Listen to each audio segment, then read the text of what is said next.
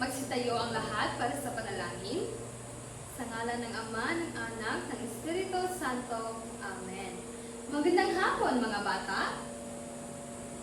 Kamusta kayo? Mabuti naman kung ganoon. Maaari na kayong magsiupo. Bago ang lahat, ay magtatala muna tayo ng inyong attendance ngayong araw. Sabihin ang narito po o nandito po kapag tinawag po ang inyong pangalan. Naintindihan ba ako? Okay. Abinido, Muring, Villanueva. Mabuti naman at walang lumiban sa klase natin ngayong araw. So, bago tayo magsimula sa ating panibagong aralin, ay ipapaalala ko muli sa inyo ang mga alituntunin na dapat sundin sa klase. Una, makinig ng mabuti at may paggalang. Pangalawa, itaas ang kanang kamay kapag nais sumagot o may katanungan. Pangatlo, iwasan ang pakikipag-usap sa katabi kapag may nagsasalita sa harap. Naintindihan ba mga bata? Mabuti naman kung ganon. Ngayon, sino ba sa inyo ang nakakaalala sa nakaraang aralin na tinalakay natin? Yes, Leia. Tama. Ang nakaraang aralin na tinalakay natin ay tungkol sa alamat. Ngayon, sino naman ang makapagbibigay ng pangunahing layunin ng isang alamat? Yes, Mary Ann. Tama. Ang pangunahing layunin ng isang alamat ay makapagpaliwanag ng mga pinagmulan ng mga bagay o pangyayari sa pamamagitan ng kwentong bayan. Ngayon, maaari ba kayong magbigay ng ilang halimbawa ng alamat? Tama. Lahat ng inyong ibinigay na halimbawa ay mga halimbawa ng alamat. Ngayon, mayroon ba kayong ibang katanungan tungkol sa aralin na ito? Kung wala na, ay dumako naman tayo sa panibagong aralin natin ngayong araw. Handa na ba kayo? Okay. Ngayon, mayroon akong ipapakita sa inyo ng mga larawan ng anino ng mga kilalang superhero. So, ang gagawin niyo lamang ay huhulaan ninyo kung sino ito. At mayroon akong ipaparinig sa inyo ng mga voice clips para ito ay magsilbi na clue sa inyo sa paghula. Naintindihan ba ako? Okay. Kung gusto niyo sumagot, ay muli itaas lamang inyong kanang kamay. At kapag gusto ang iyong sagot, ay sasabihin niyo rin kung ano ang katangian o kapangyarihan ng nasabing superhero. Naintindihan ba ako? Okay. Magsimula na tayo. Ito ang unang larawan.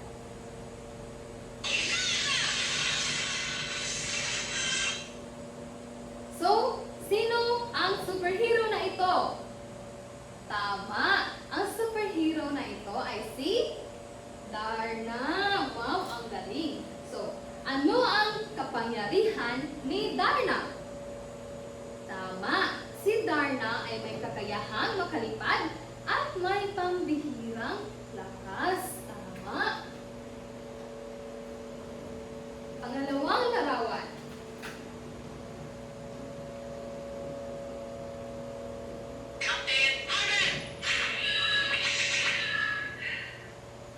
So, sino ang superhero na ito? Tama. Siya si Captain Marvel. So, ano ang kapangyarihan ni Captain Marvel? Tama. Kagaya ni Darna, siya rin ay may kakayahang makalipad at siya rin ay may pambihirang lakas sa pakikipaglaban.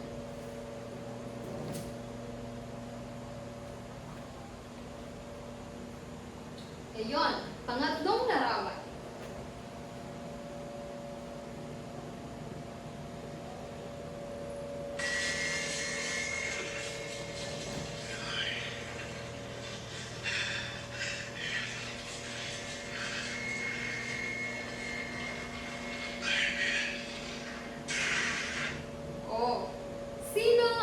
superhero na ito?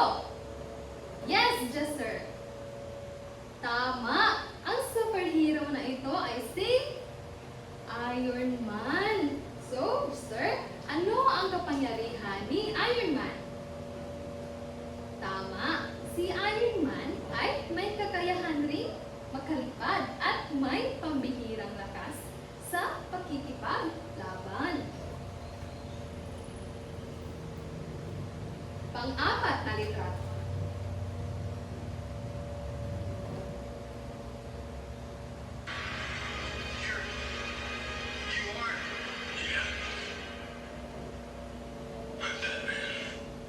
Okay. So, sino ang superhero na ito?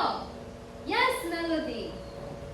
Tama. Ang superhero na ito ay si Batman. Tama ka, Melody. So, ano ang kapangyarihan ni Batman?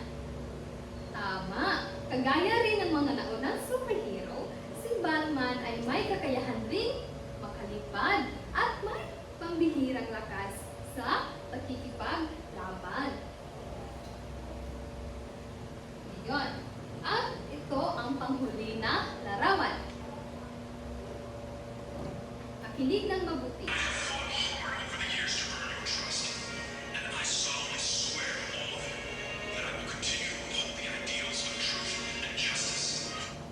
Oh. Sino ang superhero na ito? Yes, Justin. Tama. Ang superhero na ito ay si Superman. Tama. So, ano ang kapangyarihan ni Superman? Tama. Kagaya ng apat na superhero na ito, si Superman ay may kakayahan ring makalipad at may pambihirang lakas sa pakikipaglaban. Okay. So,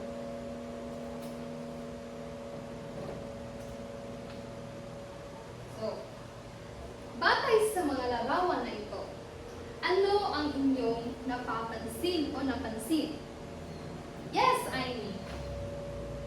Tama. Sila ay may kapangyarihan. Ano pa? Yes, Jayan. Tama. Sila ay nagliligtas ng mga tao na nasa panganib. So, batay sa ginawa natin kanina, tungkol saan kaya ang ating aralin ngayong araw? Yes, Ashley.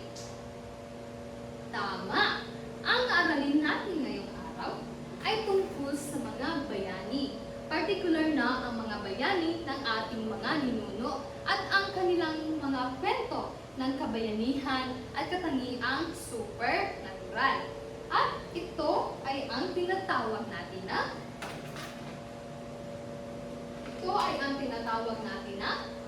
epiko. So, kapag sinabi natin epiko, ito ay isang uri ng panitikan na tumatalakay sa kabayanihan at pakikipagtunggali ng isang tao o mga tao laban sa mga kaaway na halos hindi mapaniwalaan dahil may mga tagpuang makababalaghan at hindi kapani-paniwala. So, ang epiko ay mayroon ding mga elemento. Unang elemento ng epiko ay ang tinatawag natin na banghay. So kapag sinabi natin banghay, ito ay ang pagkakaugnay-ugnay ng mga pangyayari na maaaring maging payak o komplikado. So ito ay binubuo ng simula, saglit na kasiglahan, kasukdulan, kalakasan, at wakas. Naintindihan ba ang banghay? Ulit again, ano ang unang elemento ng epiko? Tama.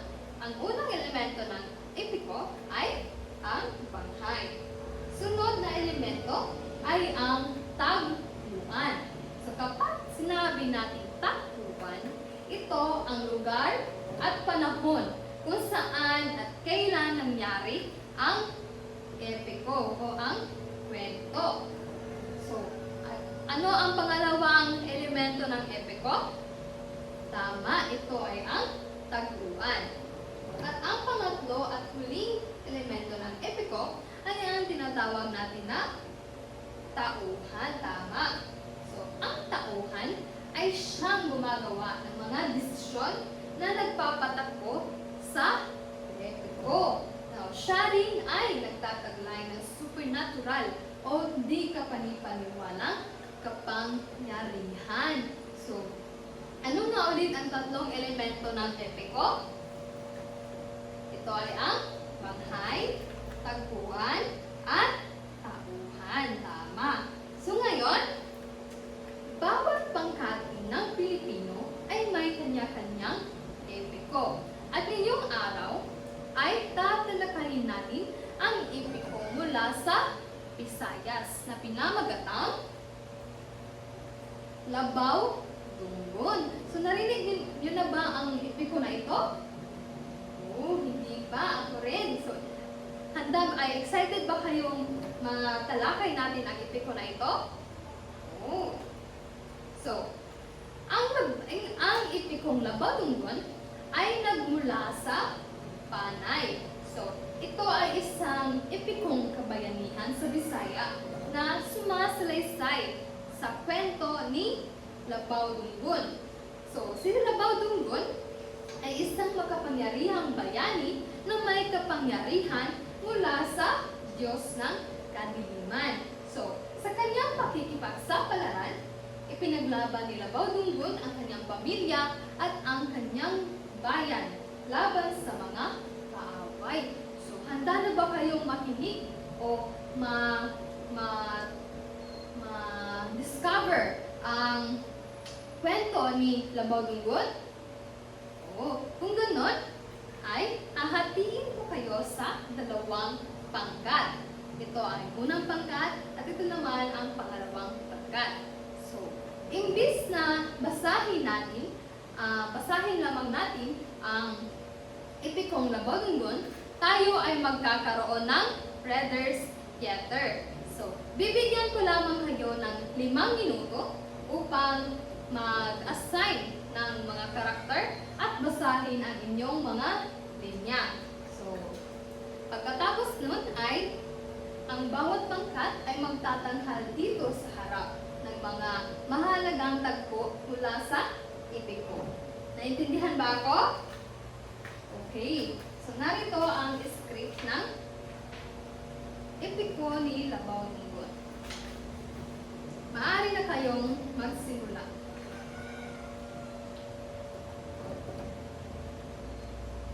Okay, so handa na ba ang lahat?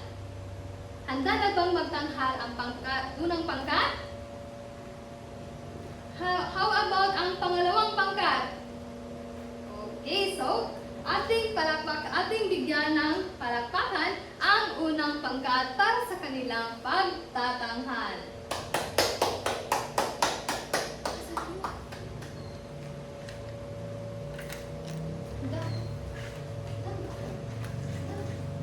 Okay, palakpakan natin ang unang pangkat. Bigyan natin sila ng ang galing clap. Ganito.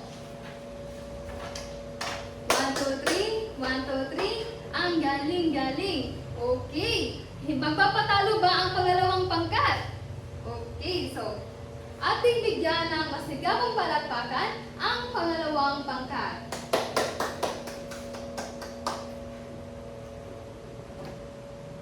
Okay, magaling pangalawang pangkat. Bigyan natin sila ng kokak clap. 1, 2, 3, 1, 2, 3, kokak, kokak, kokak. Okay, so batay sa inyong binasang epiko, mayroon din akong mga katanungan. So, sa epikong Labaw Dunggon, sino ang pangunahing tauhan? At ano ang kanyang mga pambihirang katangian? Yes! Jayan. Tama! Ang pangunahing tauhan sa epikong Labaw Dunggon ay si Labaw Dunggon. At ang kanyang pambihirang katangian ay siya ay may kapangyarihan na nagmula sa Diyos ng kadiliman. So siya ay may pambihirang lakas na sa pakikipaglaban sa mga kaaway. So, saan naganap ang kwento? Yes! Aimee. Tama ka, Aimee. Bigyan natin si Aimee ng 5 palakpak. Okay, pangatlong katanungan.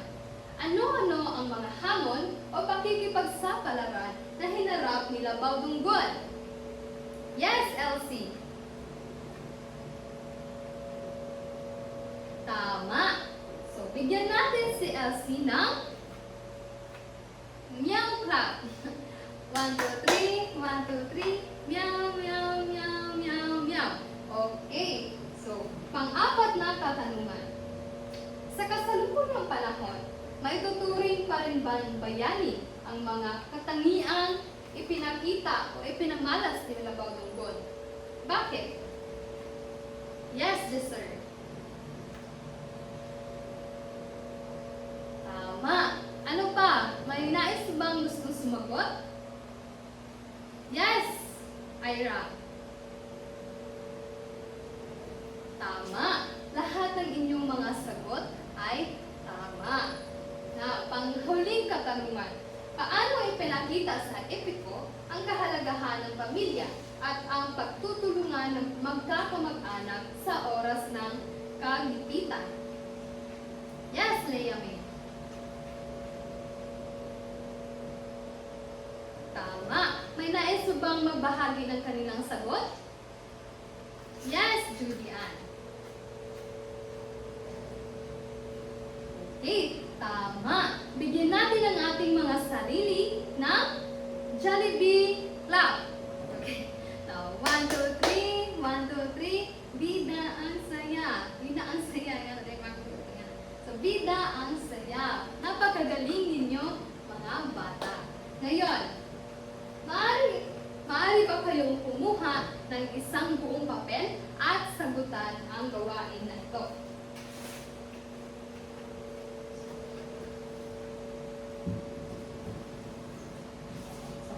Sa inyong buong papel, kayo ay pipili,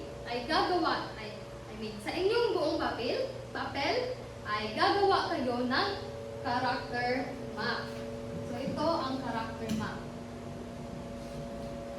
Kayo ay pipili ng isang tauhan mula sa epikong Labaw Dunggon. So, pipiliin nyo ang tauhan na labis na inyong nagustuhan. At dito ninyo iguguhit ang tauhan na inyong napili batay sa inyong imahinasyon. So, sa pagpaligid ng inyong ginuhit ay ilalagay ninyo ang katangian ng napili ninyong tauhan na labis na tumatak sa inyong isipan. Ganyan. Dito ninyo ilalagay ang kanilang mga katangian na inyong nagustuhan o labis na tumatak sa inyong isipan. At sa ibaba naman, ay sasagutin ninyo ang tanong na, bakit ito ang napili mong tauhan?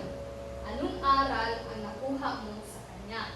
So, naintindihan niyo ba ang aking ibinigay na panuto, mga bata? Okay. Kung mayroon pa kayong katanungan, ay narito lamang ako sa mesa. Maaari na kayong magsimula.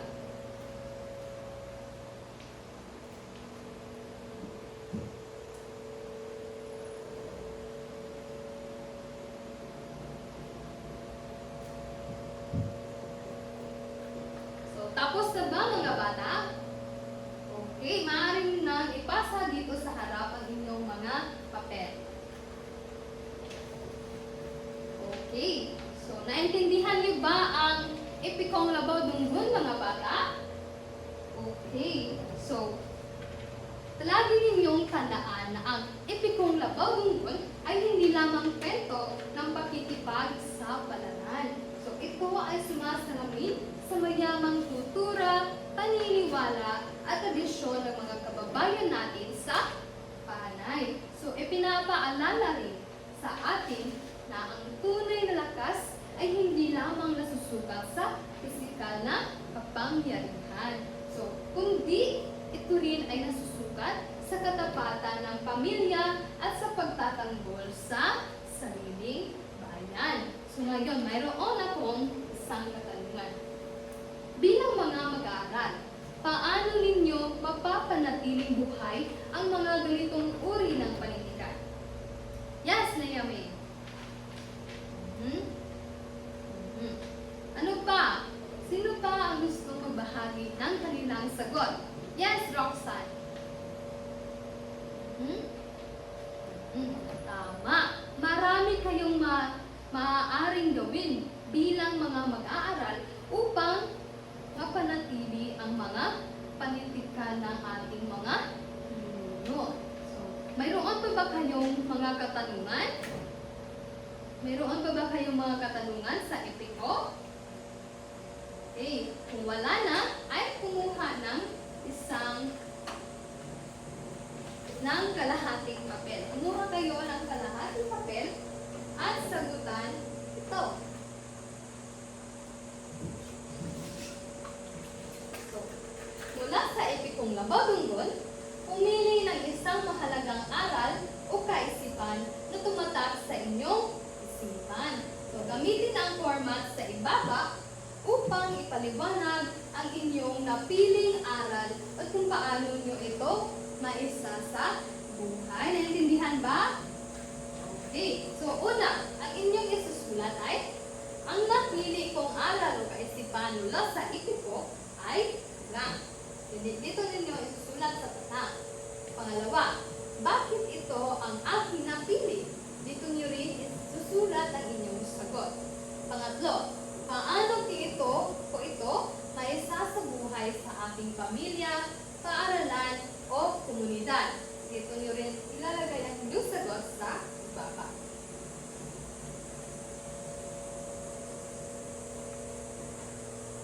Okay, tapos na ba mga bata? Okay, kung tapos na, maaari nyo bang ipasa dito sa harapan ang inyong mga papel?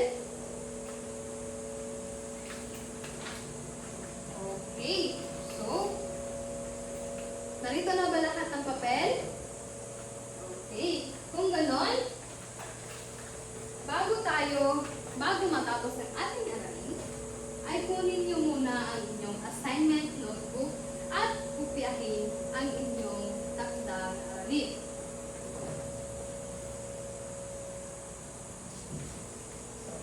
Para sa inyong takdang aralin, kayo ay magsasaliksik ng 2 sawikain o idioma na may malalim o nakatagong kahulugan. Ibigay at ipaliwanag ang kahulugan ng sawikain o idioma na napili. So, ipapasa ninyo ito sa susunod nating pagkikita. Naintindihan ba ako mga bata? Okay. Kopyahin nyo na ito.